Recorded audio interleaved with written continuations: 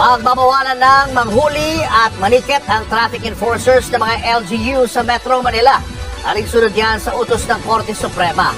Pero problema yan sa MMDA dahil kulang daw sila sa mga tauhan. Nasa frontline ng balitang yan si Elaine Fulencio.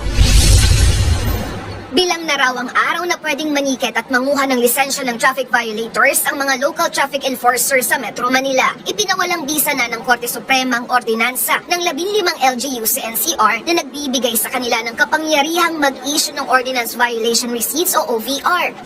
Sa higit 40 pahinang desisyon ng Supreme Court en banc, idineklara nilang null and void ang traffic ordinances. Katwiran ng Korte, ang Metropolitan Manila Development Authority o MMDA ang dapat manguna sa mga panguhuli sa violators. Mga patakaran din ng MMDA ang dapat mangibabaw pagdating sa traffic management sa Metro Manila.